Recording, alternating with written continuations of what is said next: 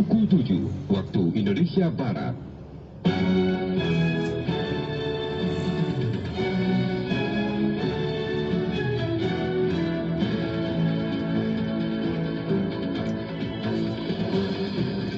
Selamat pagi pendengar dari lantai 7 Medan Merdeka Barat Padan 5 Jakarta. Inilah Radio Republik Indonesia dengan Warta Berita.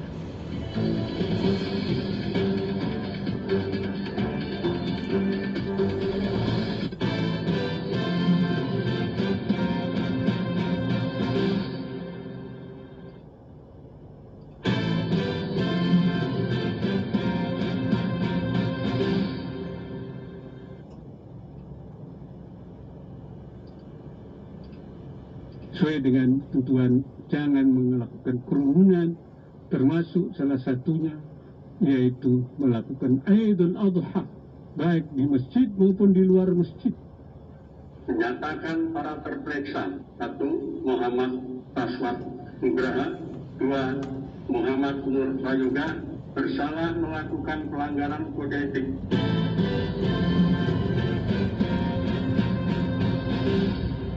Sari berita pagi hari ini, Wakil Presiden menghimbau larangan salat berjamaah saat Idul Adha mohon dipatuhi.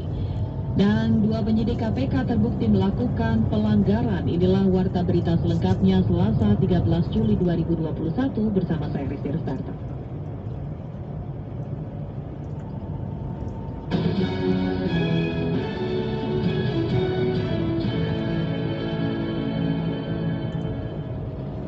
Mengawali Warta Berita pagi hari ini, kami sampaikan sekilas berita utama.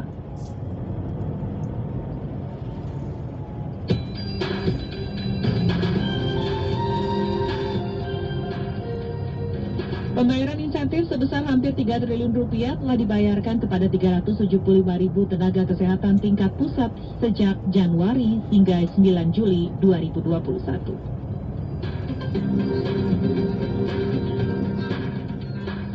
Hingga Senin siang kemarin, penduduk Indonesia yang sudah mendapatkan suntikan dosis pertama vaksin COVID-19 ternyata telah lebih dari 36 juta orang.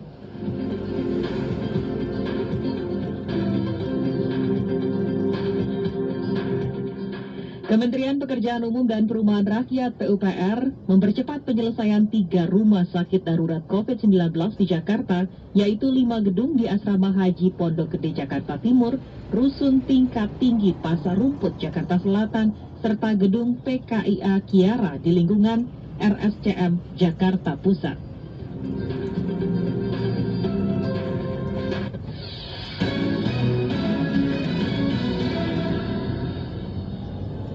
Wakil Presiden Ma'ruf Amin mengimbau kepada masyarakat mengikuti larangan salat berjamaah di masjid, khususnya saat perayaan Idul Adha 20 Juli mendatang. Larangan tersebut sesuai pengumuman yang disampaikan langsung oleh Menteri Agama Yakut Khalil Qumas pada 10 Juli lalu. Berikut kita simak laporan selengkapnya bersama Retno Mandasari. Pemerintah melalui Menteri Agama telah mengumumkan peniadaan sementara peribadatan di tempat ibadah, malam takbiran, salat Idul Adha, dan petunjuk teknis pelaksanaan kurban tahun 1442 Hijriah di wilayah pemberlakuan pembatasan kegiatan masyarakat atau PPKM darurat. Keputusan itu tertuang dalam surat edaran Menteri Agama nomor 17 tahun 2021 yang diumumkan langsung oleh Menak Yakut Khalil Qumas Sabtu 10 Juli.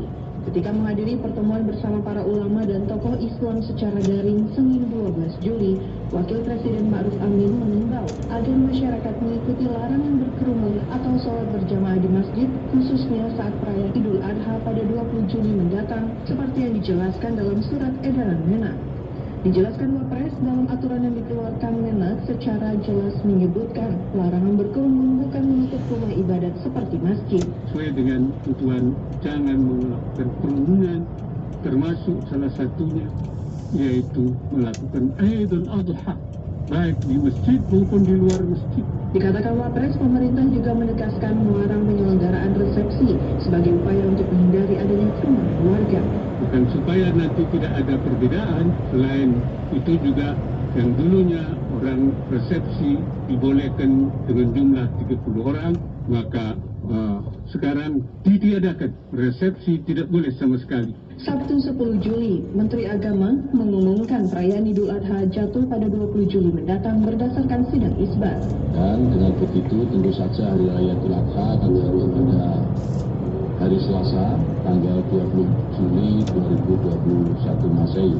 Surat edaran Menteri Agama nomor 17 tahun 2021 tentang peniadaan sementara peribadatan di tempat ibadah, malam takbiran, salat Idul Adha, dan petunjuk teknis pelaksanaan kurban tahun 1440 Hijriah di wilayah PPKM darurat turut mengatur untuk umat Islam di luar PPKM darurat dan bukan termasuk zona merah dan zona oranye diperbolehkan menyelenggarakan malam takbiran dan salat Idul Adha setelah memenuhi ketentuan yang diatur dalam surat edaran tersebut.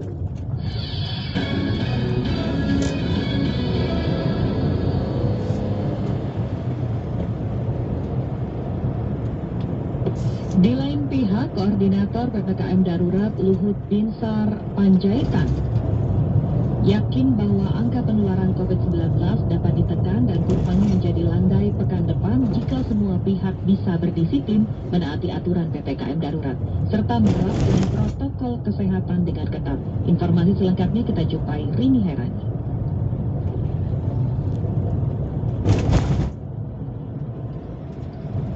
Ada pesan dari teman-teman media pada kami. Pemerintah terus memantau implementasi kebijakan pembelakuan pembatasan kegiatan masyarakat atau PPKM darurat yang telah dijalankan sejak 3 Juli 2021 lalu melalui sejumlah aplikasi pemantauan seperti Google Traffic dan juga Facebook Mobility. Koordinator PPKM darurat Luhut Binsar Panjaitan dalam jumpa pers secara virtual seperti yang diunggah YouTube Sekretariat Presiden Senin 12 Juli 2021 mengatakan hasil evaluasi selama periode 3 hingga 10 Juli 2021 mobilitas dan aktivitas masyarakat di seluruh provinsi di Jawa dan Bali telah menunjukkan penurunan meski masih berada di bawah target yang dicanangkan. Menurutnya jika semua pihak berdisiplin dalam mentaati aturan PPKM darurat serta menerapkan protokol kesehatan dengan ketat, maka pada pekan depan angka kasus dapat ditekan sehingga kurva kembali menjadi landai. Implementasi di lapangan kami lihat semakin baik dan kami berharap 1 minggu ke depan mobilitas kegiatan masyarakat juga semakin turun sesuai harapan kita. Kami berharap mungkin dengan sekarang kelihatan kita mencoba supaya begitu, kalau bisa kasus ini jangan lebih dari 30 ribuan. Kami berharap minggu depan sudah mulai, mungkin kalau semua berjalan kita disiplin akan mulai flattening atau mulai akan merata dan kemudian kita harap nanti cenderung akan terkendali. Kita berharap juga dengan disiplin kita semua dan vaksin program jalan, protokol kesehatan jalan, kombinasi semua ini, pematuhan pada PPKM darurat, kita akan bisa tambah baik. Lebih lanjut, Luhut yang juga Menteri Koordinator Bidang Kemaritiman dan Investasi ini mengatakan, Presiden Joko Widodo juga telah menginstruksikan agar mulai Rabu 14 Juli 2021 harus diluncurkan 300.000 paket obat untuk orang tanpa gejala dan untuk pasien dengan gejala ringan. Dan kemudian Presiden sudah memutuskan tadi mulai bulan tanggal Rabu nanti minggu ini kita akan launching ada 300.000 paket obat untuk tadi OTG dan juga untuk yang kelas-kelas yang penyakit yang masih masih tidak serius, yaitu OTG 10%, paket untuk demam dan pneumonia 60% dan paket 3 demensia demam dan batuk 30%. Jadi paket obat ini akan menjangkau hampir 210.000 yang kasus aktif yang kita berikan dan ini akan berlangsung selama beberapa bulan ke depan. Sementara itu, Menteri Pekerjaan Umum dan Perumahan Rakyat Basuki Hadi Mulyono memastikan sejumlah lokasi telah siap dioperasikan sebagai tempat isolasi dan perawatan bagi pasien COVID-19. Salah satunya adalah Rumah Sakit Asrama Haji Pondok Gede Jakarta Timur yang telah beroperasi sejak Sabtu 10 Juli 2021. Asrama Haji kita jadikan 3 tempat tidur setiap kamar, totalnya ada 774 tempat tidur. Gedung A sudah mulai dioperasikan sejak hari Sabtu tanggal 10 Juli 2021 dan menurut laporan Pak Menkes tadi saat ini ada 40 pasien yang sudah ditempatkan di sana. Atau rumah sakit di Asrama Haji ini hanya menerima pasien rujukan dari rumah sakit atau puskesmas. Jadi jangan salah, ini hanya saya lihat di spanduk, tidak bisa langsung ke sana tanpa rujukan dari puskesmas atau rumah sakit, karena ini ada hanya sedang sampai ringan sampai sedang. Di sana tidak ada ICU, yang ada hanya HCU, yaitu High Care Unit. Adapun dalam PPKM darurat ini, pemerintah juga akan terus menambah cakupan vaksinasi pada bulan Juli ini karena stok vaksin yang dimiliki pemerintah saat ini telah melebihi target. Dukungan dari sejumlah negara menambah stok vaksin dari tadinya 31 juta menjadi 45 juta untuk bulan Juli 2021 ini.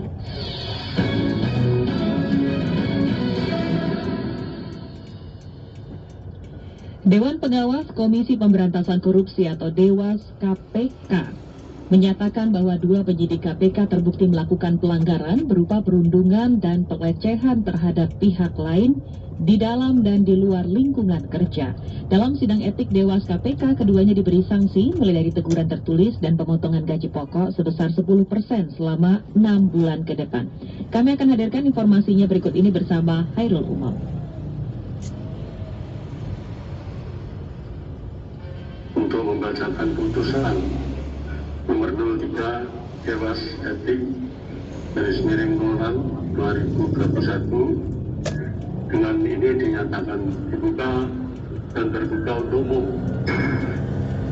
Dewan Pengawas Komisi Pemberantasan Korupsi telah selesai membacakan putusan sidang etik kepada 2 penyidik KPK yang menangani kasus bansos COVID-19 yang telah dilaporkan ke Dewan Pengawas atas dugaan pelanggaran etik, yakni melakukan intimidasi terhadap seorang saksi. Anggota Dewas KPK yaitu Harjono memutuskan 2 penyidik tersebut yaitu Muhammad Praswat Nugraha dengan sanksi sedang, sedangkan Muhammad Nur Prayoga dengan sanksi ringan dalam sidang tersebut. Harjono menilai Muhammad Praswat Nugraha dan Muhammad Nur Prayoga bersalah melakukan pelanggaran kode etik dan pedoman perilaku berupa perundungan dan pelecehan terhadap pihak lain di dalam dan di luar lingkungan kerja. Dewas menilai Muhammad Praswat Nugraha dan Muhammad Nur Prayoga melanggar pasal 6 ayat 2 Peraturan Dewan Pengawas KPK nomor 2 tahun 2020 tentang penindakan kode etik dan pedoman perilaku. Mengadili 1. Menyatakan para terperiksa 1. Muhammad Praswat Nugraha, 2. Muhammad Nur Prayoga bersalah melakukan pelanggaran kode etik dan pedoman perilaku berupa perundungan dan pelecehan terhadap pihak lain dalam dan di luar lingkungan kerja yang diatur dalam pasal 6 ayat 2 huruf B Peraturan Dewan Pengawas nomor 2 tahun 2020 tentang penegakan kode etik dan pedoman perilaku KPK. 2. Menghukum para terperiksa 1. Muhammad Praswat Nugraha dengan sanksi sedang berupa pemotongan gaji pokok sebesar 10% selama 6 bulan. 2. Muhammad Nur Prayoga dengan sanksi ringan berupa teguran tertulis 1 dengan masa berlaku hukuman selama 3 bulan. Lebih lanjut, anggota Dewas KPK lainnya, Syamsuddin Haris, mengatakan dalam menjatuhkan sanksi tersebut, Majelis Etik Dewas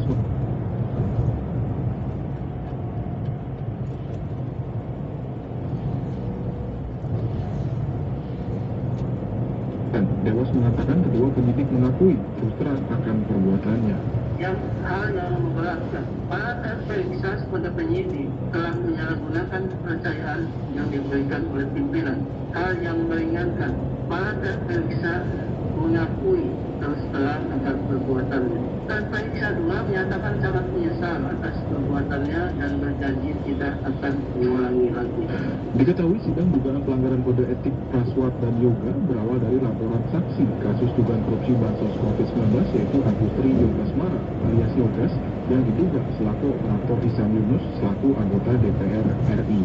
Kedua penyidik dilaporkan atas dugaan melakukan intimidasi dan ancaman kepada sebanyak 3 kali. Pada saat penggeledahan, diperiksa di KPK hingga memberikan kabar bohong kepada atasan atau bos Yoga di tempat kerjanya hingga membuat Yogas dipecat atau kehilangan pekerjaan.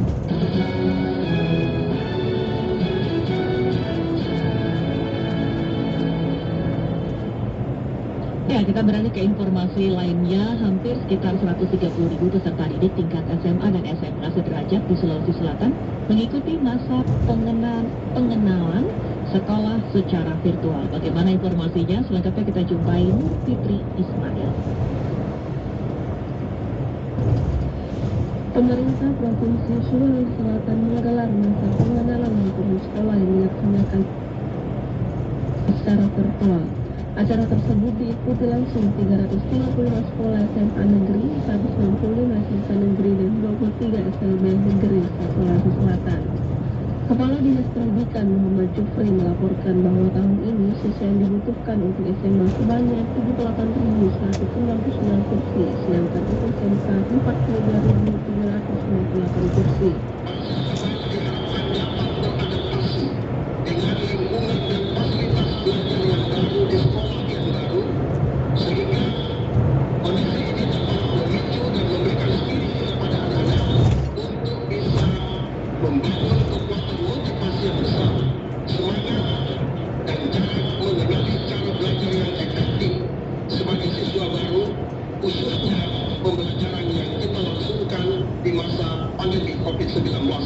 Sementara itu, pelaksana tugas Gubernur Sulawesi Selatan Andi Sudirman Sulaiman dalam pidatonya menekankan untuk setiap sekolah SMA, SMK sederajat disusul agar memasukkan kembali kurikulum bahasa daerah. Saya minta supaya ada pembebasan tertib minimal dipatok bahwa bisa menguasai satu bahasa supaya tidak hilang. Saya minta Pak Kadis ini bagaimana formulasinya supaya bisa kerjasamakan dengan anak sastra di kampus apa mereka ada kunjungan untuk bahasa dari tertentu mereka bisa mungkin ekskul atau apa bahwa mereka bisa. Saya tidak mau hilang bahasa itu nanti karena anak-anak sekarang sudah banyak yang tidak peduli dengan bahasa daerahnya. Menanggapi hal tersebut, Wakil Kepala Sekolah SMA Negeri 1 Makassar, Mustari, menyambut baik apa yang digagas oleh PLT Gubernur Sulsel.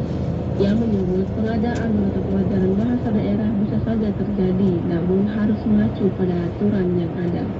Mustari menambahkan, saat ini SMA 1 Makassar sendiri telah fokus ke bahasa asing seperti bahasa Jerman, Jepang, dan bahasa lainnya. Di Makassar itu dilakukan penanaman sejuta pohon, itu diwakili oleh 2 peserta didik yang hadir di sekolah dalam rangka MPLS. Acara MPLS juga dirangkaikan dengan penanaman 1000 pohon di setiap lingkungan sekolah guna mendukung program pemerintah yaitu Go Green.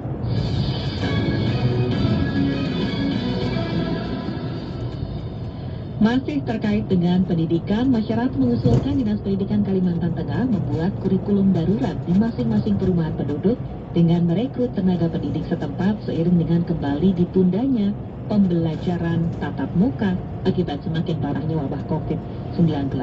Kita akan simak laporan selengkapnya bersama Edi Suroso.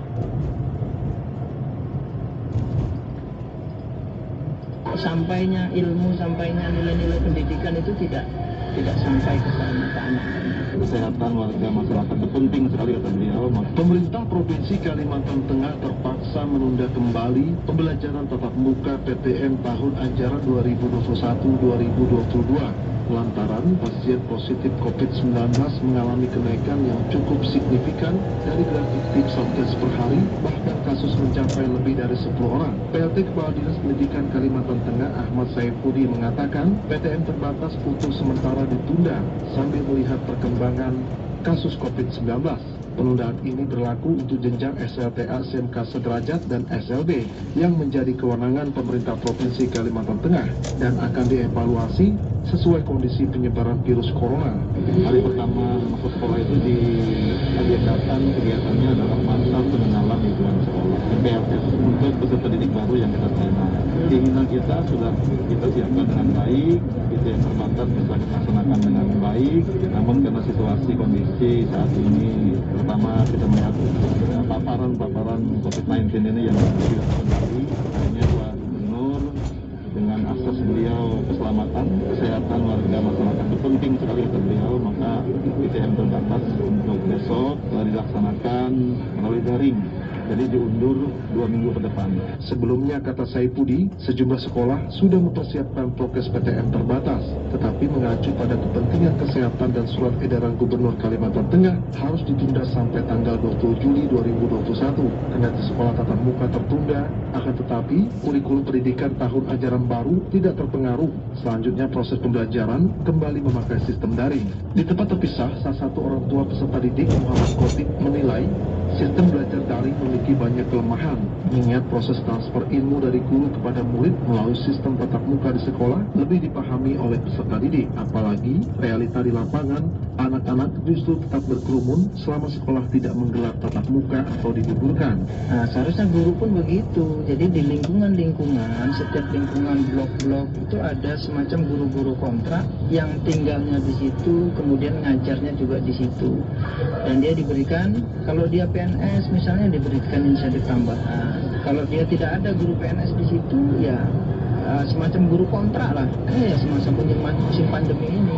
Nah, diberikan kurikulum dari pemerintah yang itu perjenjang, sampainya ilmu, sampainya nilai-nilai pendidikan itu tidak sampai ke sana ke anak-anak. Untuk menyikapi kelemahan sistem daring, pihaknya mengusulkan kepada pemerintah membuat kurikulum darurat memberdayakan tenaga pendidik yang ada di perumahan padat penduduk dengan sistem pembayaran honor dibebankan kas daerah. Saat ini tidak ada yang tahu kapan pandemi COVID-19 akan berakhir. Bahkan kenyataan di lapangan justru tambah semakin parah. Edi Suroso melaporkan.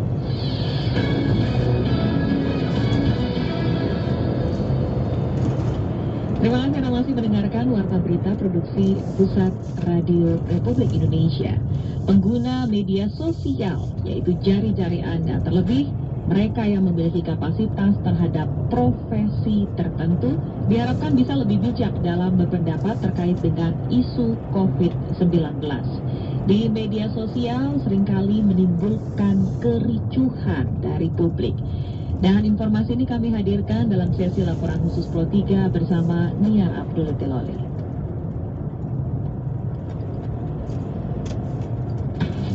Laporan khusus. Laporan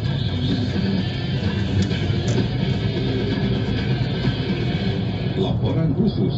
Paparan berita bohong di media sosial oleh Ketika pemerintah tengah disibukkan dengan berbagai masalah terkait lonjakan COVID-19, publik belakangan kembali diramaikan dengan kemunculan unggahan seorang dokter bernama Louis Oid yang menyatakan ketidakpercayaannya pada COVID-19 dan apa yang terjadi pada para pasien yang meninggal dunia karena COVID-19. Pernyataan ini pun kemudian menjadi keributan tersendiri di dunia maya dan membuat masyarakat terbagi ke dalam kelompok pro dan kontra. Kabak Penum Divisi Humas Mabes Polri Kombes Pol Ahmad Ramadan menyatakan kini Dr. Louis telah ditahan untuk diperiksa lebih lanjut mengenai pernyataannya di sejumlah platform media sosial. Penyidik Krimsus Polda Metro Jaya menindaklanjuti laporan polisi model A, kemudian tanggal 11 Juni 2021 pukul 16.00 unit 5 tindak pidana siber di Krimsus Polda Metro Jaya telah mengamankan saudara L terkait dengan dugaan tindak pidana menyebarkan berita bohong. Dr. L telah menyebarkan berita bohong dan atau menyiarkan berita atau pemberitaan bohong dengan sengaja yang dapat menimbulkan keonaran di kalangan rakyat dan atau menghalangi pelaksanaan penanggulangan wabah penyakit menular yang ia lakukan di beberapa platform media sosial.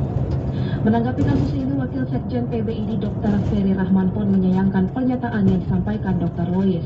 Menurut Dr. Ferry, sebagai seorang dokter, seharusnya Dr. Louis lebih bijak dalam menyampaikan pendapat terkait COVID-19 yang masih menjadi pandemi di seluruh dunia. Tentu kita sangat sayangkan, ya kan, apa kira-kira motif, apa maksudnya, apa tujuannya, ya.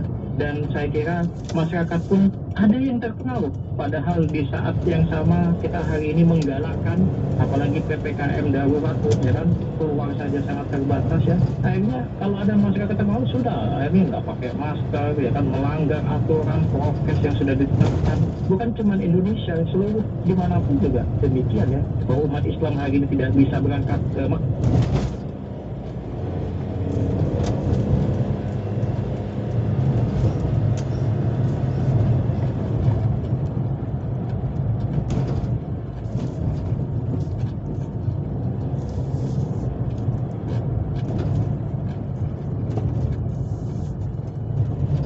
menuntut keributan dengan seseorang bernama Adam Denny yang kemudian melaporkannya ke pihak berwajib. Melalui kanal YouTube Deddy Sumargo, Adam Denny menyatakan bahwa dirinya hanya menginginkan Jerings untuk menyudahi keributan terkait COVID-19. Habis itu ya karena memang saya merasa kayak kita udah baik, tiba-tiba dapat respon seperti itu, saya nggak mau komunikasi lagi. Kecewa juga. Kecewa, karena menurut saya kita datang ke rumah orang baik-baik, kita diusir. Ya, ibaratnya mentabayun. Mentabayun. Mentabayun, mau nyelesain barang-barang, dia mau.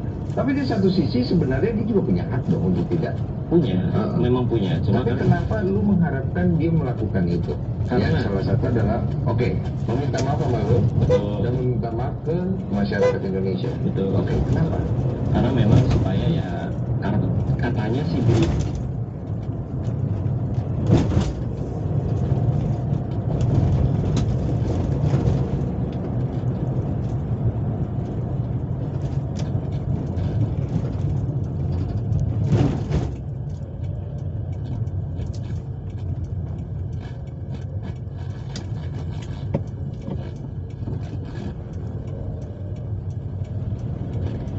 adalah hak semua orang, namun seharusnya pendapat di media sosial dapat disampaikan dengan lebih bijak. Orang berpendapat dan berkeyakinan masing-masing itu hak juga ya, haknya juga. Tetapi kalau menyangkal COVID itu, saya kira kalau menurut saya sih ya, saya juga bukan ilmuwan, tapi kita main logika saja bahwa seluruh dunia ini 200 lebih negara ya. Kemudian dari sisi yang meninggal dalam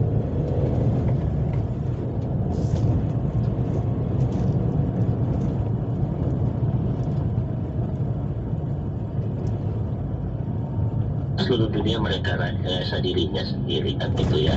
Koordinator PPKM Darurat sekaligus Menteri Koordinator Bidang Kemaritiman dan Investasi Luhut Binsar Panjaitan menyebut selama masa PPKM Darurat ada sanksi tegas yang disiapkan pemerintah bagi mereka yang menyebarkan berita bohong atau hoax. Sanksi ini diajukan oleh Jaksa Agung. Dari Jakarta, Mira Bulidoli, Pro 3 RRI.